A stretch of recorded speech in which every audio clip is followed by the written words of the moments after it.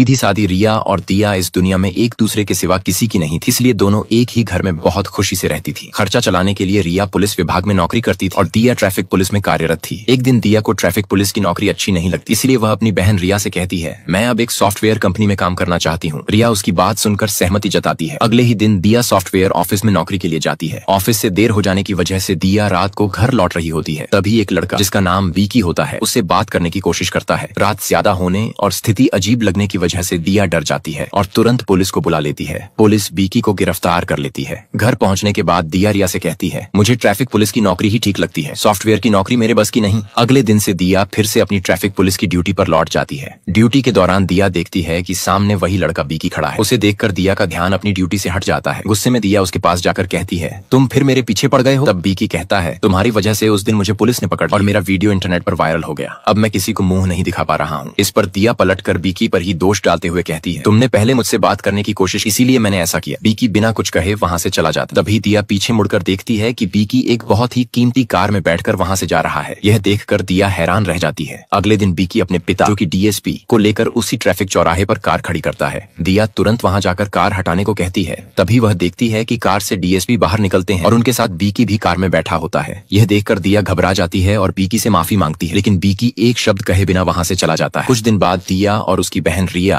एक बड़े मॉल में परफ्यूम खरीदने जाती है। तभी विकी भी अपने मालिक को लेकर एक लग्जरी कार से वहीं आता है। दिया उसे ड्यूटी करते हुए देख लेती है और अपनी गलती के लिए माफी मांगने के इरादे से उसके पास जाती है। फिर दोनों एक खुले स्थान पर बैठकर बातें करते हैं। बातचीत के दौरान विकी कहता है कि वह एक ड्राइवर है और उस रात केवल मदद करना चाहता, लेकिन दिया ने उसे गलत समझ लिया। अब दिया और विकी आपस में बातचीत करते करते एक दूसरे के बहुत करीब आ जाते हैं, जिससे दोनों के बीच प्रेम हो जाता है। इसीलिए दिया अपनी बहन रिया को विकी से मिलवाती है और विकी के साथ मिलकर खूब मस्ती करने लगती है। लेकिन रिया को विकी पर अभी भी पूरा भरोसा नहीं था, इसीलिए वह बार बार विकी पर नजर रखने लगती है। उधर दिया विकी को पाकर मन ही मन सोचती है कि अब उसे अपनी जिंदगी का हीरा मिल गया है। यही सोचकर दिया अपने घर में खुशी से नाचने लगती है। हालांकि दिया को अब तक यह नहीं पता था कि उसे चाहने वाला एक और व्यक्ति है, पुलिस अधिकारी प्रभु, जो दिल से दिया को चाहता था। एक दिन जब दिया अपने प्रेमी विकी के साथ गाड़ी में बैठकर जा रही होती है, तभी प्रभु उन्हें देख लेता है और बार बार दिया को देखने लगता है। अगले ही दिन प्रभु, जो कि एक उच्च अधिकारी होता है, दिया को प्रभावित करने के लिए उसे ट्रैफिक पुलिस से सीधे इंस्पेक्टर के पद पर प्रमोट करवा देता है, ताकि दिया उस पर मोहित हो जाए और उससे प्रेम करने लगे। लेकिन दिया यह पदोन्नति मिलने की बात अपने प्रेमी विकी को बताती है और अपना सारा समय विकी के साथ ही बिताती है। इसी बीच एक दिन दिया का जन्मदिन आता है, जिसे वह विकी और अपने दोस्तों के साथ मिलकर धूमधाम से मनाती है। केक काटने के बाद विकी दिया को उसके घर छोड़ने जाता है। देर रात हो जाने के कारण विकी दिया से वहीं रुकने की इजाजत मांगता है और दिया भी मान जाती है। इसी बीच रात को अचानक प्रभु, जो दिया को बहुत चाहता था, उसे जन्मदिन की बधाई देने के बहाने आ जाता है और आते ही अंदर से दरवाजा बंद कर देता है। यह सब अंधेरे में छिपकर खड़ा विकी चुपचाप